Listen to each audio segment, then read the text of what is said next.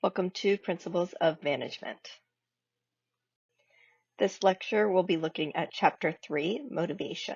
The learning outcomes include explain the basics of motivation, use equity theory to explain how employees' perception of fairness affect motivation, use expectancy theory to describe how workers' expectations about rewards, efforts, and the link between rewards and performance influence motivation.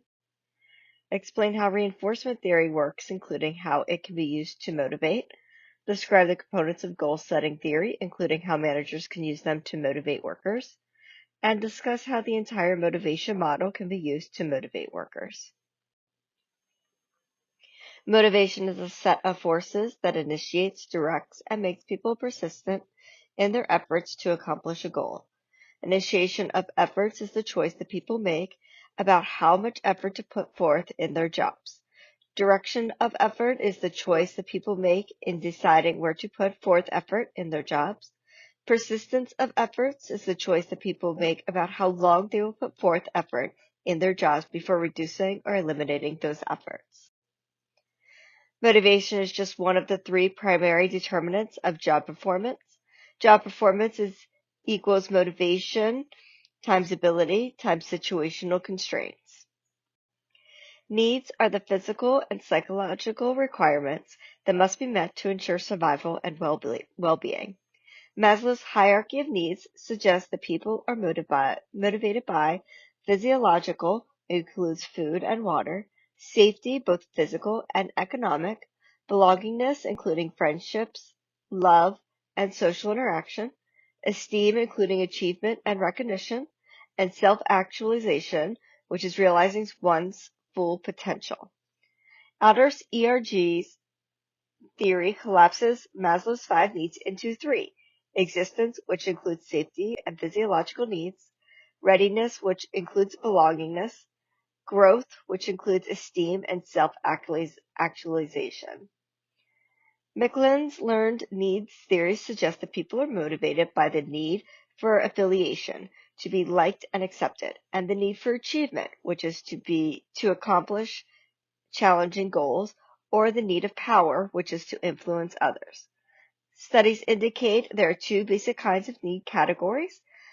Lower order needs are concerned with safety and physiological and existence requirements, and higher order needs are concerned with relationships, which includes belongingness, relatedness, and affiliation, challenges and accomplishments, which includes esteem, self-actualization, growth, and achievement, and then influence, which includes power.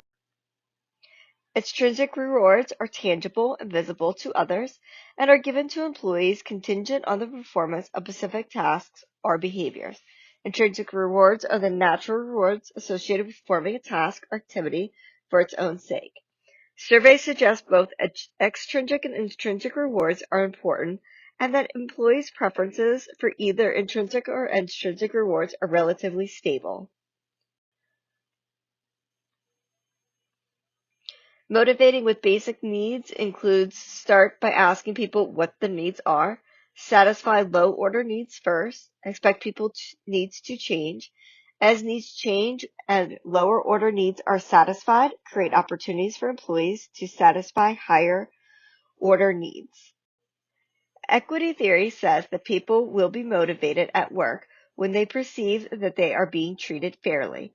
The basic components of equity theory are inputs, outcomes, and reference. According to equity theory, employees compare their outcomes, the rewards they receive from the organization, with their inputs, their contributions to the organization. After internal comparison, in which they compare their outcomes with their inputs, employees then make external comparisons in which they compare their OI ratio with the OI ratio of reference. When people perceive their OI ratio is equal to the reference OI ratio, they conclude that they are being treated fairly. Inequity can take 2 forms: under-rewarded or over-rewarded. Under-rewarded occurs when the reference OI ratio is better than one's OI ratio. When people perceive that they have been under-rewarded, they tend to experience anger or frustration. By contrast, over-rewarded occurs when a reference OI is worse than one's OI ratio. Under-rewarded usually translates into frustration or anger. With over-rewarded, the reaction is guilt. People will try to reach equity. People perceive that they have been under-rewarded. They try to restore equity by decreasing or withholding their inputs. Increasing outcomes is another way people try to restore equity. Another method of restoring equity is to rationalize or distort inputs or outcomes. Changing the referent is another way of restoring equity. Managers can make use of equity theory to motivate employees, looking for and correcting major inequities, reducing employees' inputs, committing the 40-hour work weeks, and making sure that the decision-making processes are fair. Both distributive justice and procedural justice do matter. Expectancy theory says that people will be motivated to the extent in which they believe their efforts will lead to good performance, that good performance will be rewarded, and that they will be offered attractive rewards.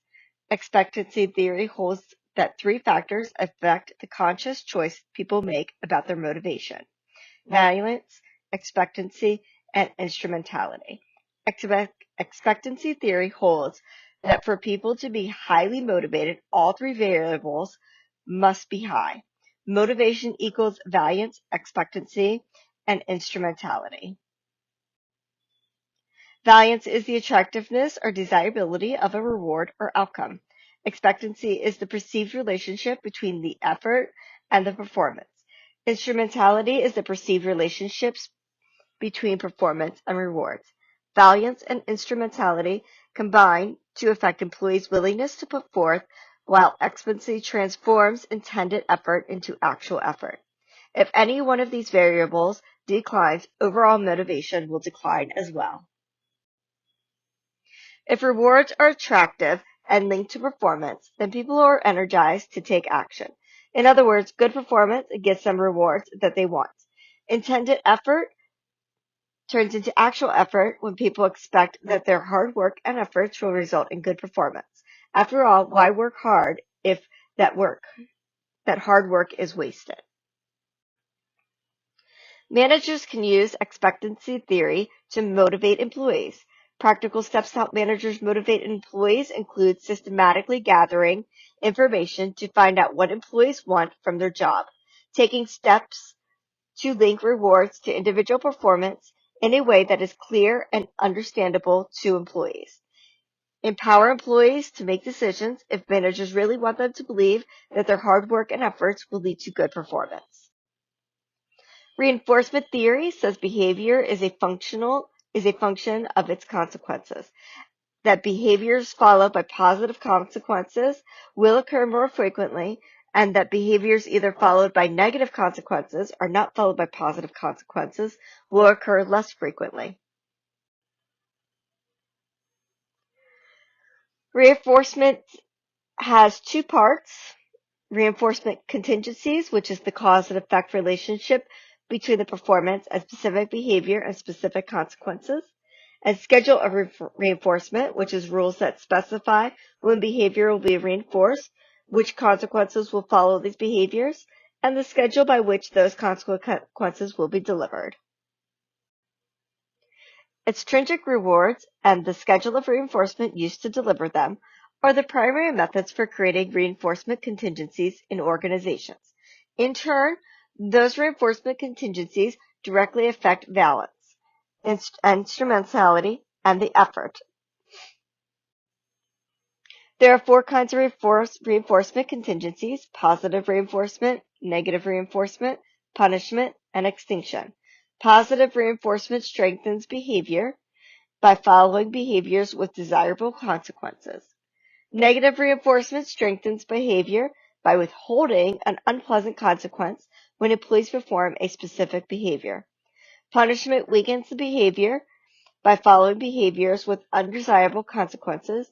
And extinction is a reinforcement strategy in which a positive consequence is no longer allowed to follow a previous reinforced behavior.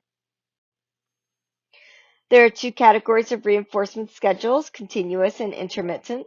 There are four types of intermittent reinforcement schedules. Two of these are based on time and are called interval reinforcement schedules, and the other two are known as ratio schedules, are based on behavior.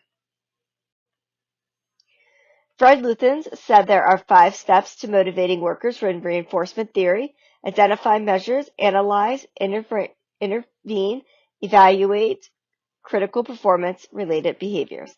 In addition to these 5 steps, managers should remember 3 other key things when motivating with reinforcement theory.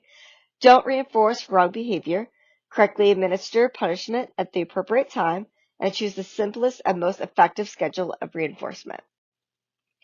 A goal is a target, object, or result that someone tries to accomplish. Goal-setting theory says that people will be motivated to the extent to which they accept specific challenging goals and receive feedback that indicates their progress towards goal achievement.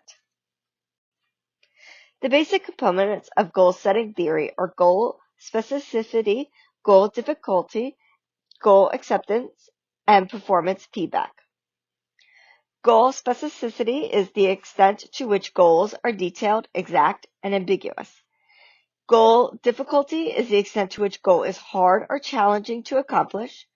Goal acceptance is the extent to which people consciously understand and agree to goals. Performance feedback is the information about the quality or quantity of past performance and indicates whether progress is being made towards the accomplishment of the goal. Goal setting works in several ways. It focuses employees' attention, energizes behavior, creates tension between the goal and the current state, and influences persistence. Goals create tension between the goal, which is the desired future state of affairs, and where the employee or the company is now, meaning the current state of the affairs. This tension can be satisfied only by achieving or abandoning the goal. Goals also energize behavior. When faced with unaccomplished goals, employees typically develop plans and strategies to reach those goals. Finally, goals influence persistence. Managers can use goal-setting theory to motivate employees. Practical steps to help managers motivate employees include assign specific challenging goals, don't set too many goals for employees, and make sure workers truly accept organizational goals. Figure out how to remove obstacles that can prevent achieving those goals, and provide frequent, specific, performance-related feedback. If you're having difficulty figuring out why you aren't motivated where you work, check your review card for useful theory-based starting points.